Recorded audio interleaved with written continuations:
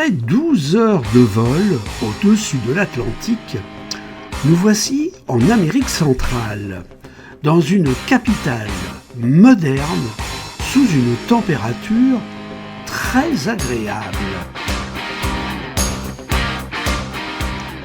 Ancien bus scolaire américain, un Diablo Rojo nous attend. Utilisé encore depuis peu pour les transports publics de la capitale. Peu fiable, polluant, mais magnifiquement décoré. Et celui-ci est sonorisé à fond.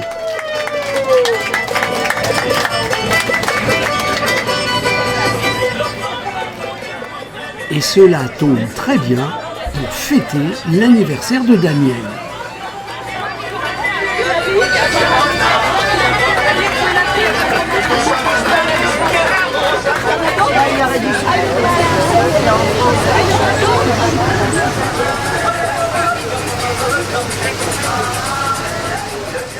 La République démocratique de Panama compte 4 400 000 habitants.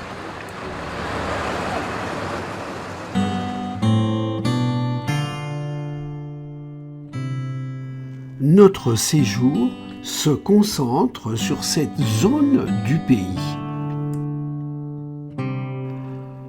En plein centre-ville, notre hôtel nous permet d'atteindre tous les sites aisément, malgré les embouteillages fréquents qui bloquent la capitale.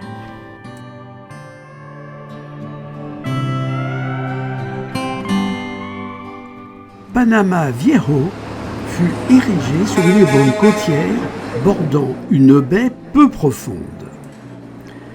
Les principaux bâtiments des instances coloniales se situaient à l'entrée de la baie. En 1845, ce général fut nommé gouverneur du Panama. Tous les grands ordres catholiques, franciscains, dominicains, jésuites, augustins, y étaient établis.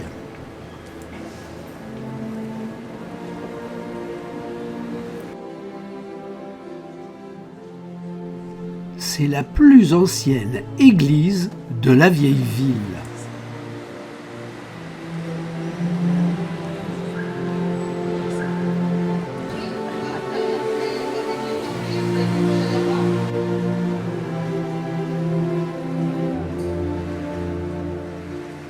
Construite au XVIIe siècle et célèbre pour son retable recouvert de feuilles d'or.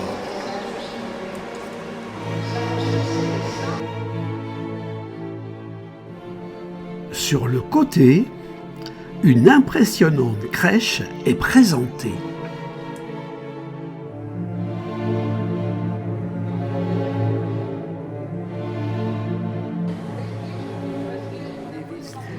Les plus belles maisons, comme la plupart des couvents, occupaient l'étroite bande de terre qui borde la plage.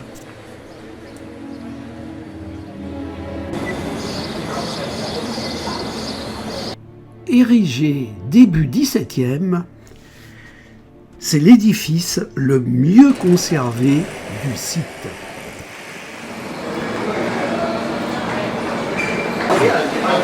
Ce chapeau de paille est baptisé Panama, malgré son origine équatorienne. En 1906, Theodore Roosevelt porte ce chapeau lors de sa visite au chantier du canal et contribue à populariser le Panama. Donnez-moi le vote là. Là, c'est un saccage.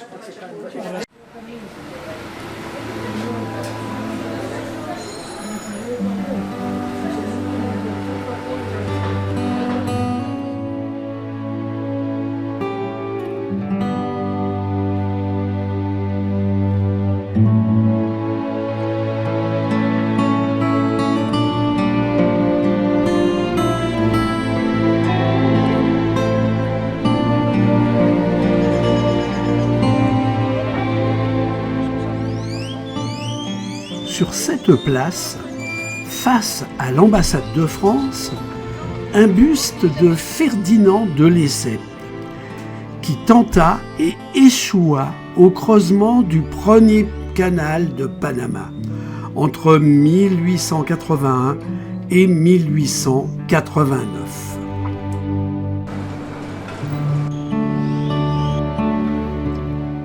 De cette pointe, au loin, la ville moderne nous apparaît.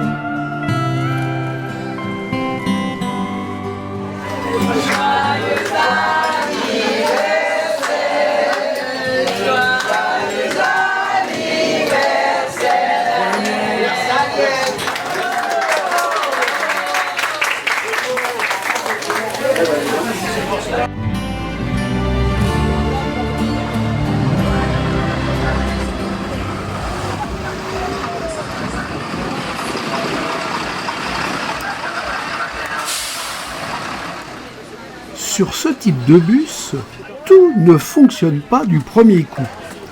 Et je ne parle pas de la visibilité du conducteur.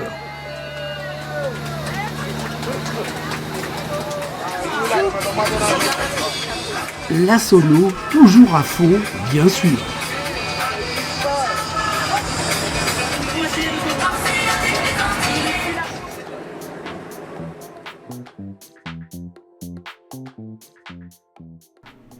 Au sud du canal, côté Pacifique, se trouvent les écluses de Miraflores. Le principe est connu depuis l'an 1000, utilisé sur le Grand Canal en Chine.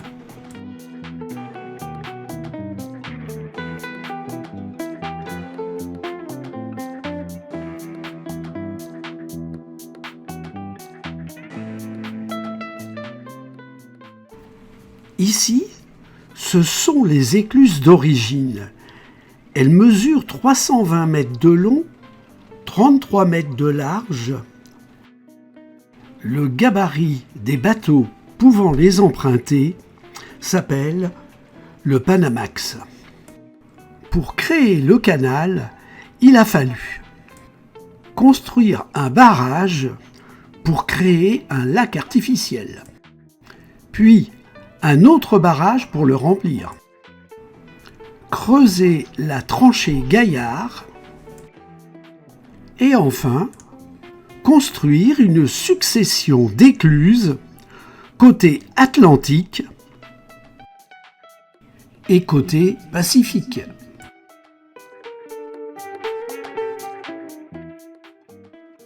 Après le premier échec de creusement, les Américains ont eu une idée géniale.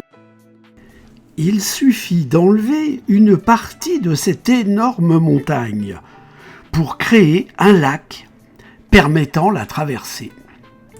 Les écluses feront les mises à niveau.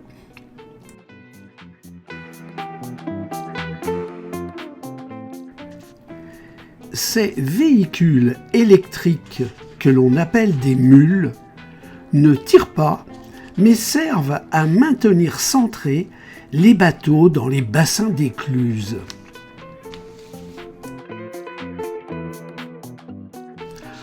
Le canal s'étire sur 80 km.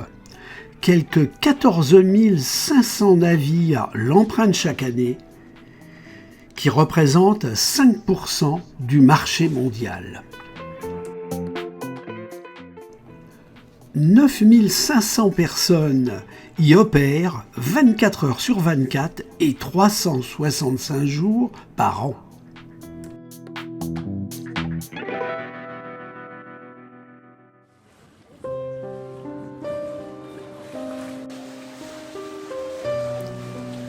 superbe vue sur la ville du 15e étage de notre hôtel.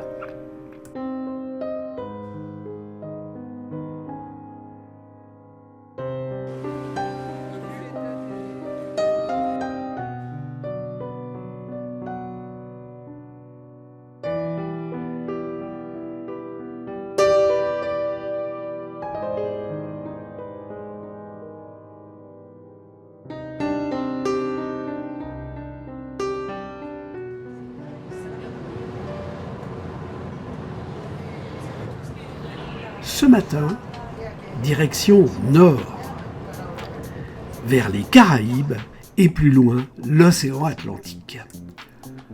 Nous poursuivons notre visite du canal.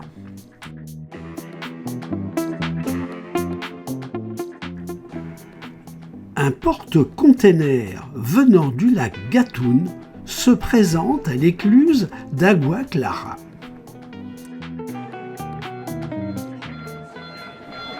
Ici, ce sont des portes coulissantes.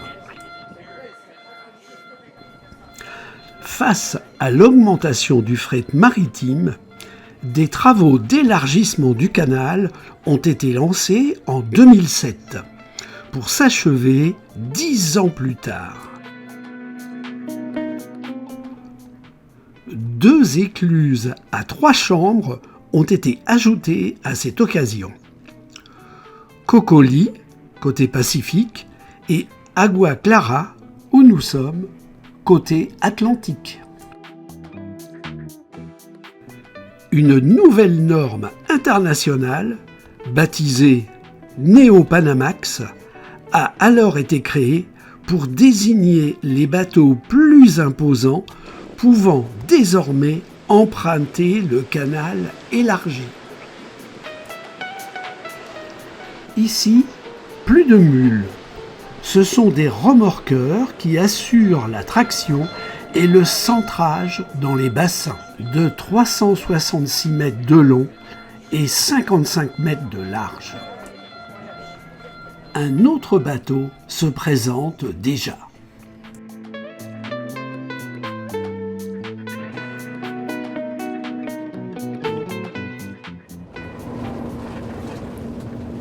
Quittons le canal pour prendre la direction de Portobello, petit village de pêcheurs sur la côte Caraïbe.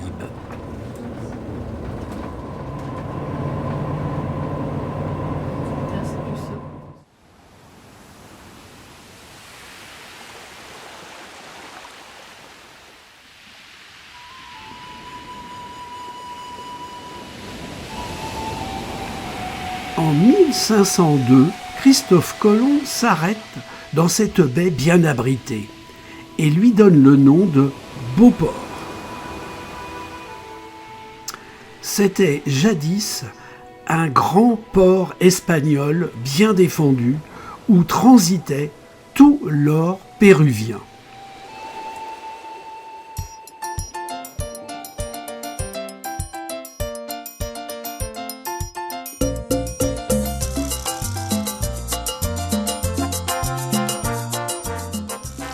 Ce sera une pause déjeuner bien agréable, suivie d'un groupe Congo, danse issue d'anciens esclaves pour se rappeler leurs traditions venues d'Afrique.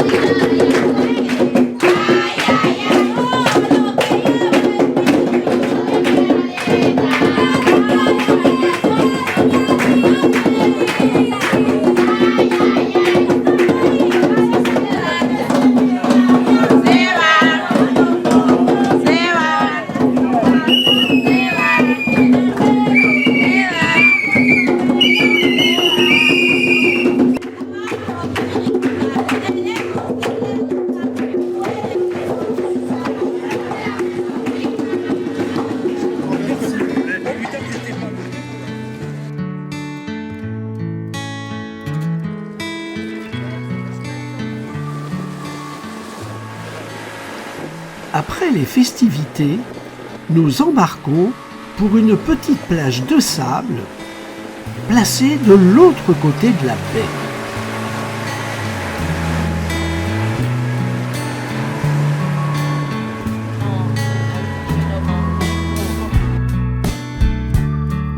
La température de l'eau est parfaite.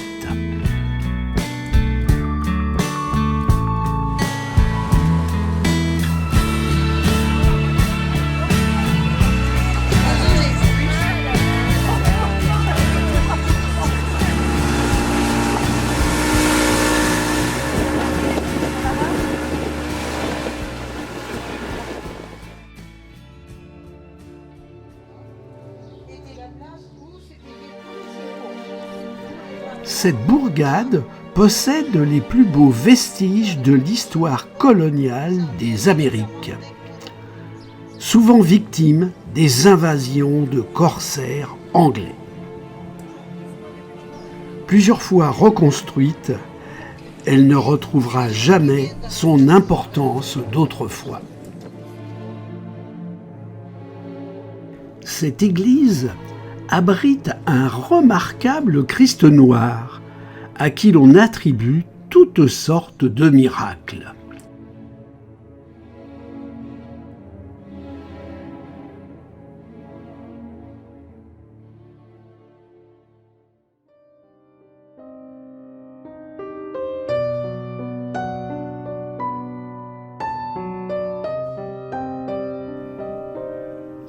Aujourd'hui, direction Gamboa, le long de la rivière Chagres.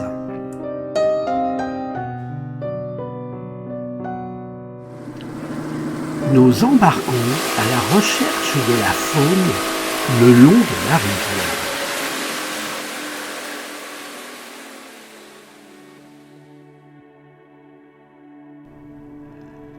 Passé le pont de chemin de fer, nous sommes sur le canal.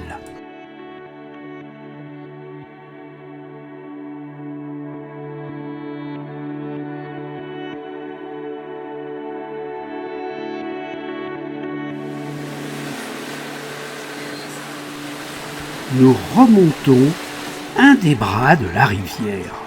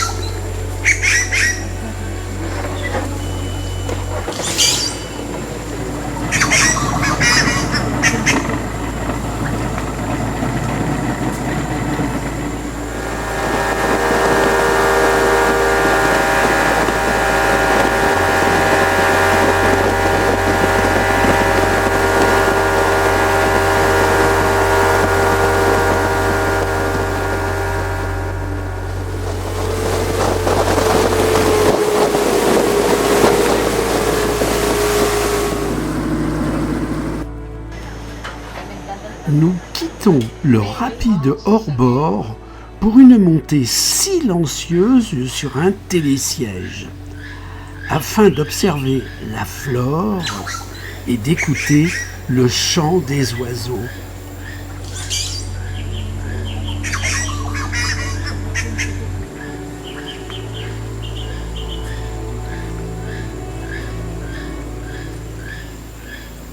De cet endroit, la vue est déjà splendide. Mais du haut de la tour d'observation, ce sera sûrement exceptionnel.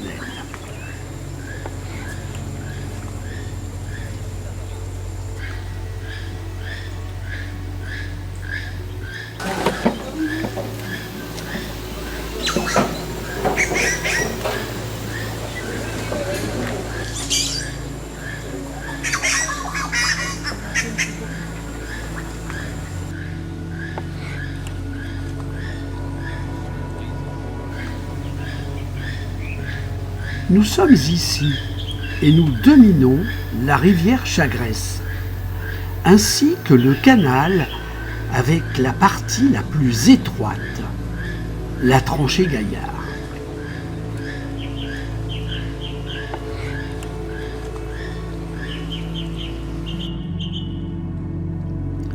Voir ces bateaux traverser des montagnes est vraiment spectaculaire.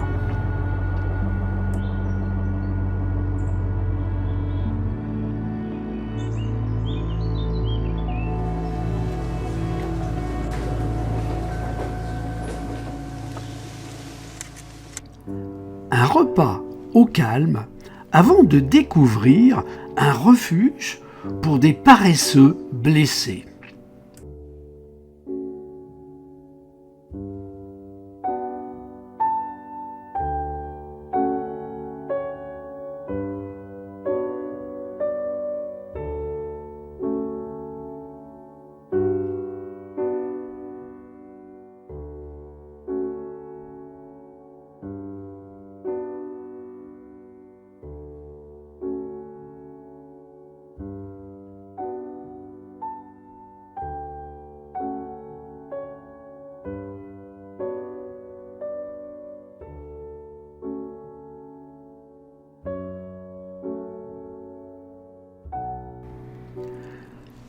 Papillons, grenouilles, orchidées sont également présentés dans ce centre.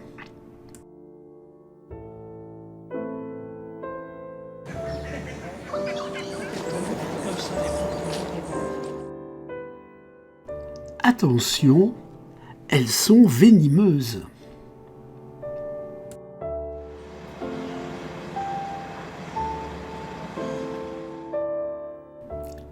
À 10 mètres de notre bus, un caïman nous surveille. Le canal n'a pas toujours existé. Les ingénieurs américains ont d'abord construit, en 1859, une ligne de chemin de fer reliant les deux océans. Cela permettait de sécuriser la traversée des États-Unis pour des millions de pionniers voulant gagner la Californie.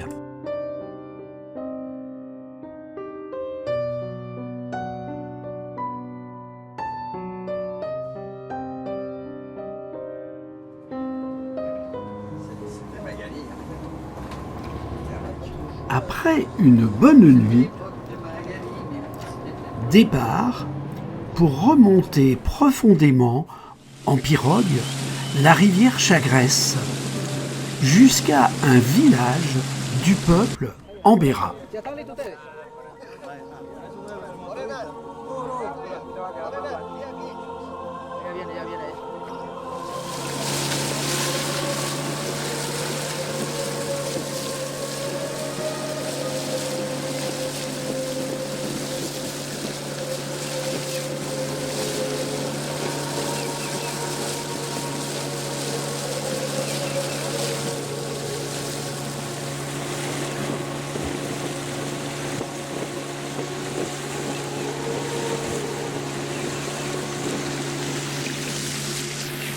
Les 50 minutes de remontée en pirogue au milieu du parc national Soberania est vraiment magique.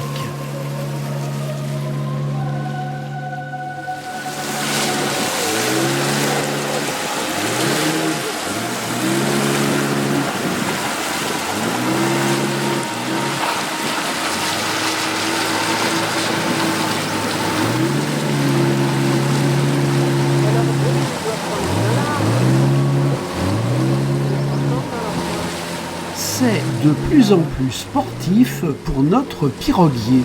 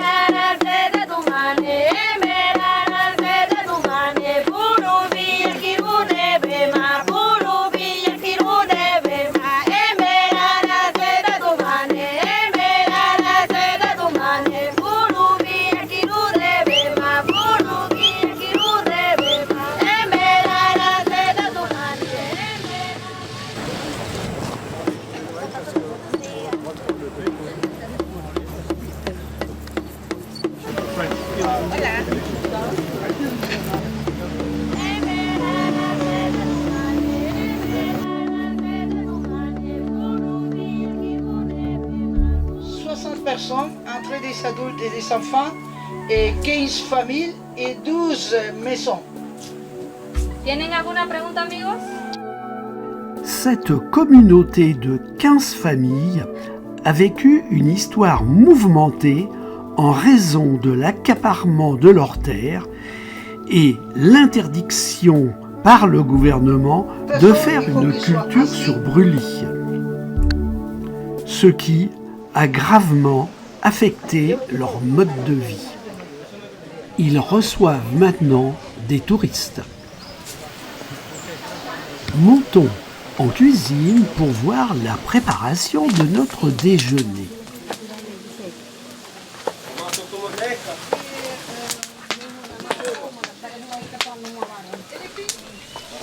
Tout se présente bien.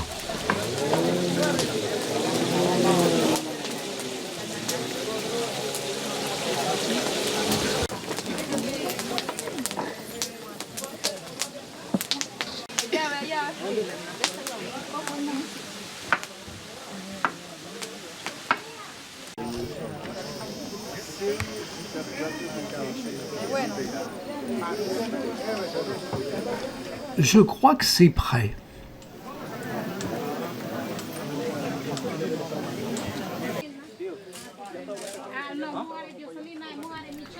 Au menu, présenté dans des feuilles de bananier, poisson frit, accompagné de bananes plantains également frits.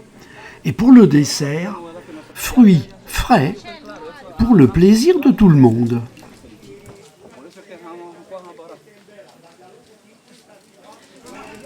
Il fait très chaud.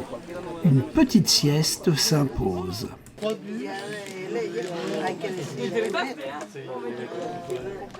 La peinture faciale et corporelle est courante chez les Ambera.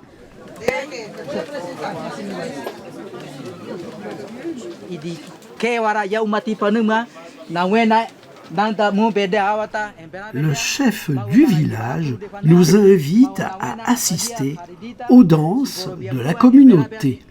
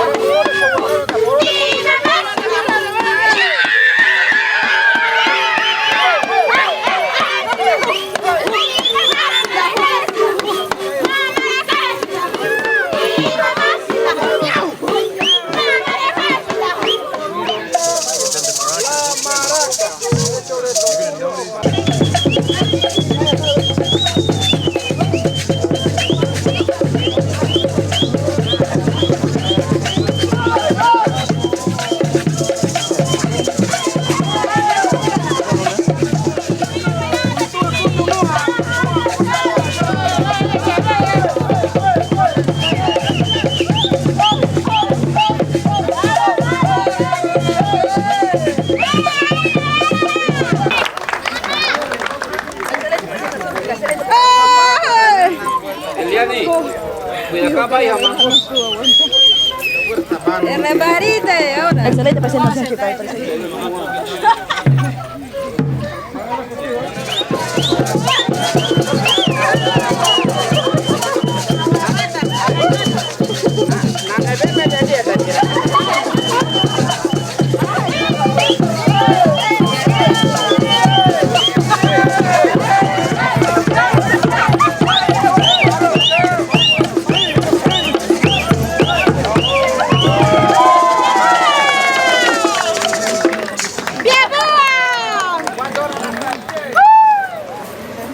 Il fait chaud.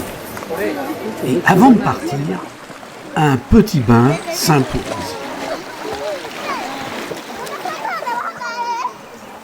La rivière est poissonneuse.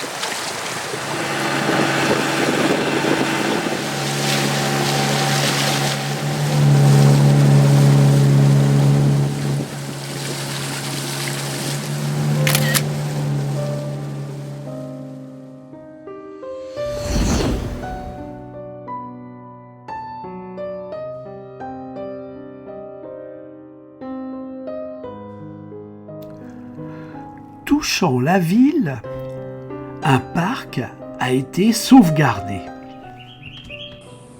Au cours de cette promenade, nous découvrons une grande variété de végétaux.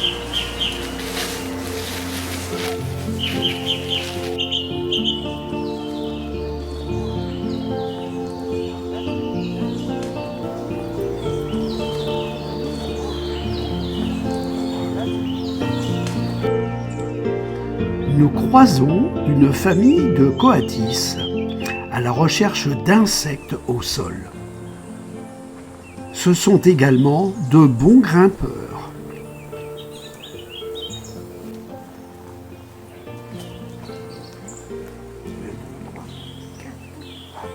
Accrochés ou roulés autour des arbres, des termitières.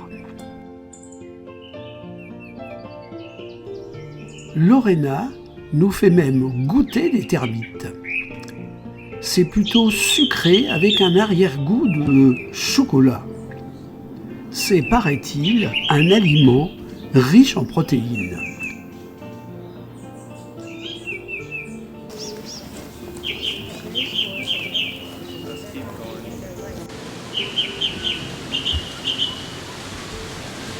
Après 1h30 de grimpette, nous atteignons un belvédère.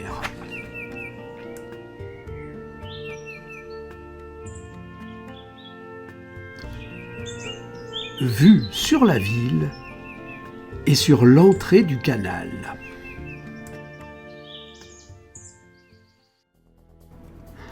Notre marche matinale terminée, nous roulons vers la longue jetée de 6 km qui unit 3 îles.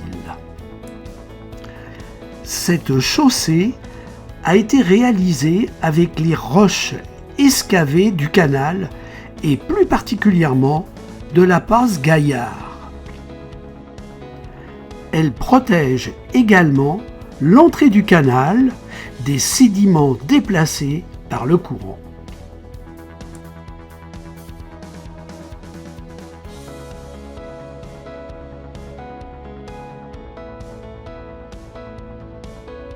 Ces poissons finiront dans nos assiettes.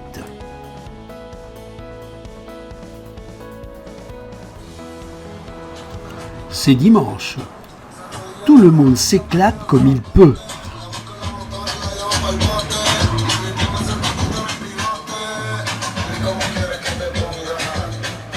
Nous arriverons trop tard, hélas, pour la visite du biomusée, réalisé par l'architecte Franck Guéry.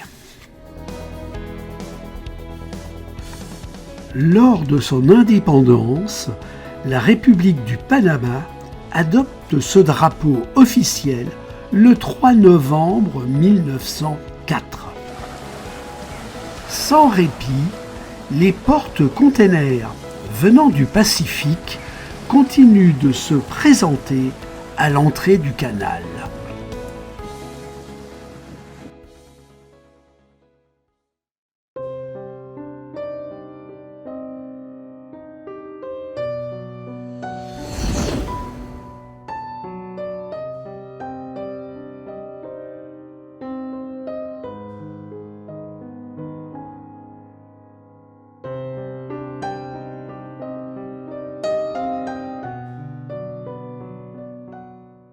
Nous roulons maintenant sur le pont des Amériques, surplombant la partie la plus étroite du canal.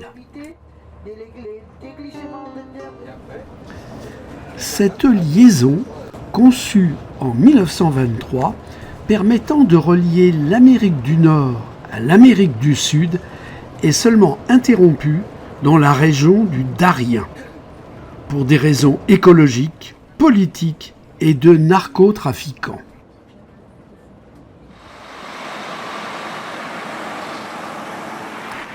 Un arrêt nous permet de rêver devant le prix du carburant.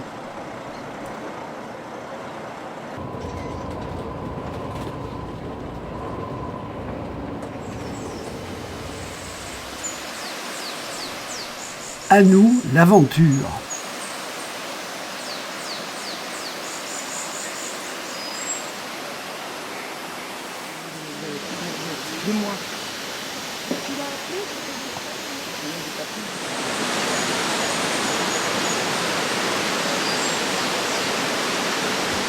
Un paresseux nous surveille nonchalamment. Toujours suspendu, il ne se déplace que lentement. Et il ne descend pour ses besoins qu'une fois par semaine.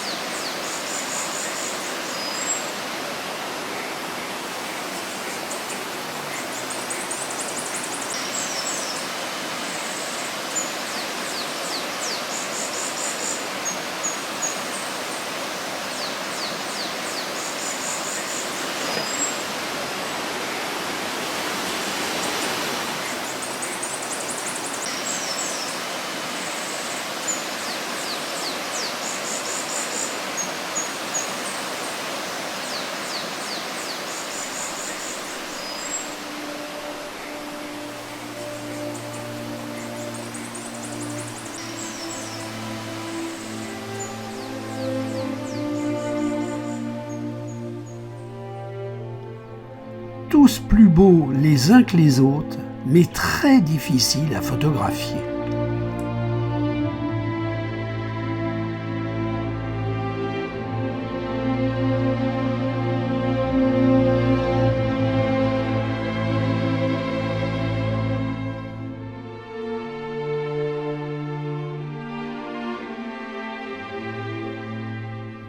Oh, pardon.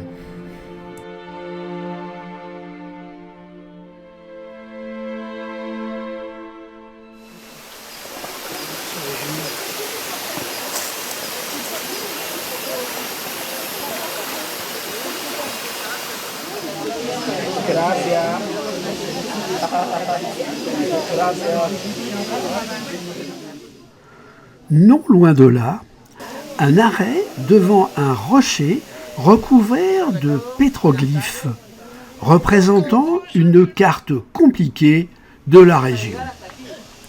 Tous ces chemins-là, c'était... Et, d'après le guide, la résistance au XVIe siècle des Indiens de la vallée contre les Espagnols. Plus de 34 000 années. Muchas gracias. Et merci beaucoup. Nous empruntons un chemin difficile menant vers une cascade.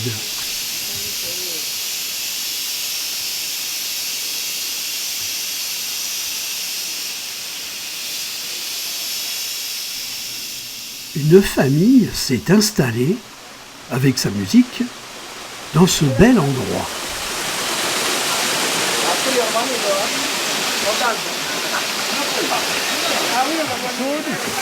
Ça doit pas être très chaud, oui.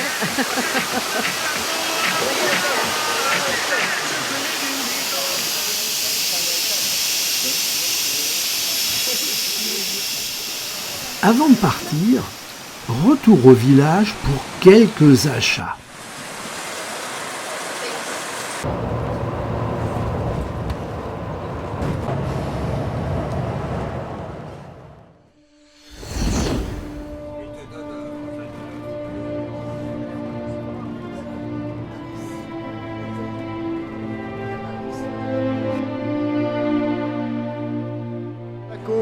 Le port est derrière nous et on va pouvoir aller faire un petit tour là-bas toute la journée et finir par se baigner.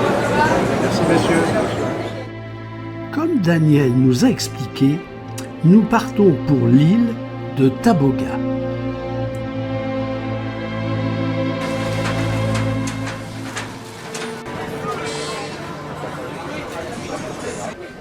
Panama City n'a pas de plage. Pendant la période américaine, l'île servait de zone de repos pour les militaires. Aujourd'hui, la proximité de l'île et son atmosphère paisible incitent les habitants de la capitale à venir s'y ressourcer.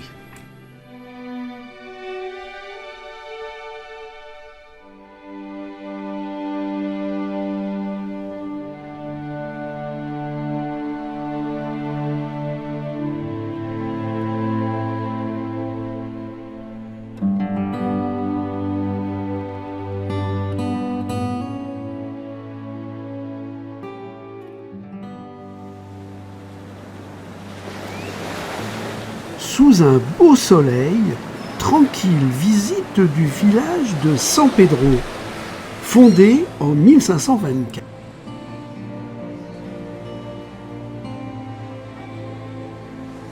Point de départ pour Francisco Pizarro pour la conquête de l'Amérique du Sud au XVIe siècle.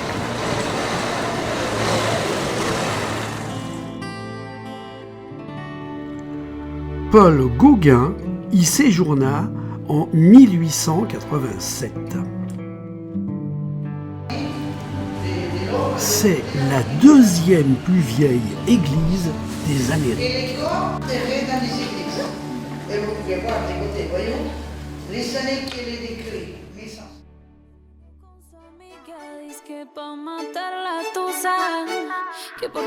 Installation à la plage, apéritif, musique à fond, ça y est, c'est la pause.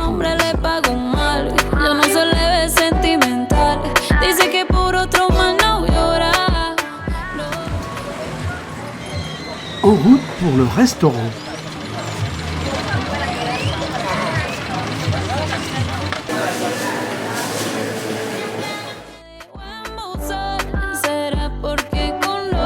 Après-midi, balnéaire.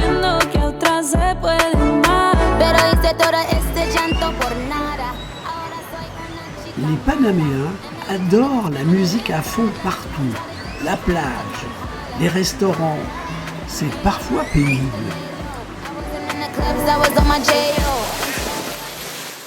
Retour vers la capitale.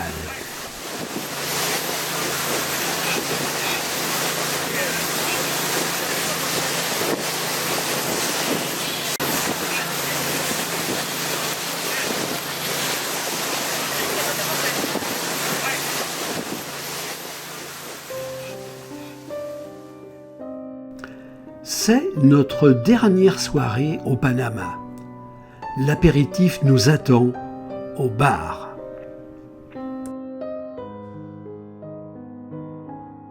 Notre avion pour Paris est pour ce soir tard. Nous avons la journée devant nous.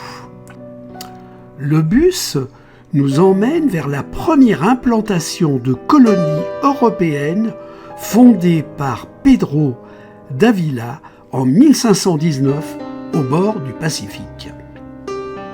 Pendant 150 ans, la ville s'enrichit, surtout grâce à la célèbre route de l'or qui partait du Pérou et de Bolivie. En 1671, le corsaire Henry Morgan écrase les forces espagnoles avant de piller complètement la ville. Au cours des 3 siècles suivants, la ville abandonnée constitue une ressource pratique de matériaux de construction.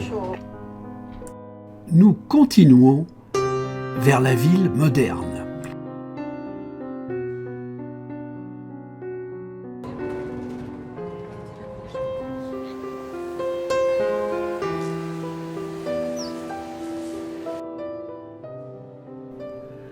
Le premier projet de creusement de canal par Ferdinand de Lesseps échouera pour plusieurs raisons.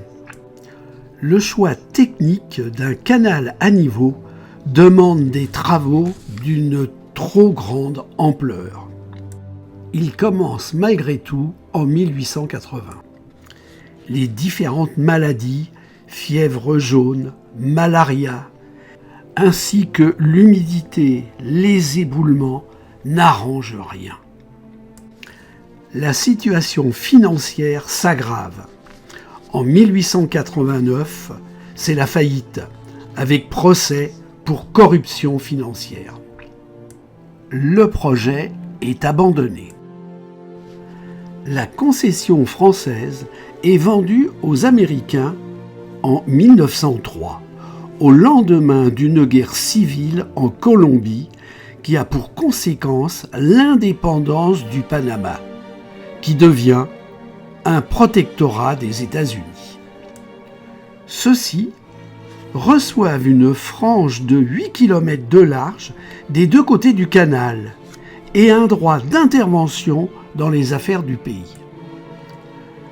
En 1904, les travaux redémarrent avec une ancienne étude consistant à créer un lac artificiel et une succession d'écluses que nous avons visitées les jours précédents.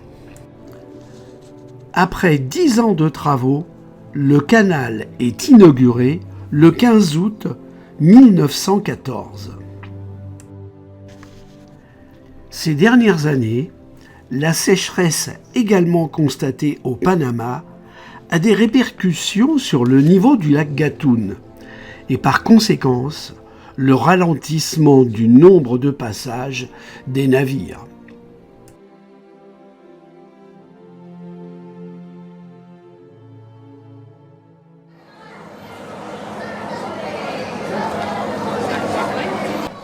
En sortant de ce très intéressant musée, nous déambulons dans les ruelles.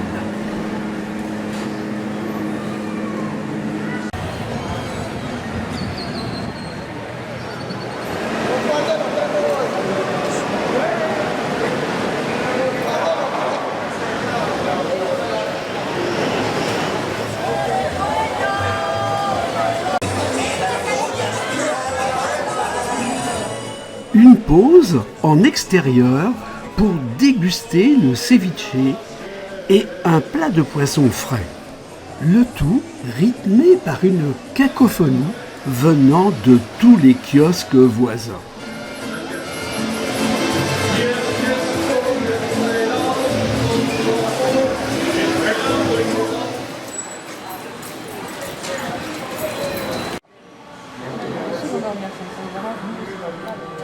En fin d'après-midi, un bar d'hôtel nous tend les bras pour une agréable pause.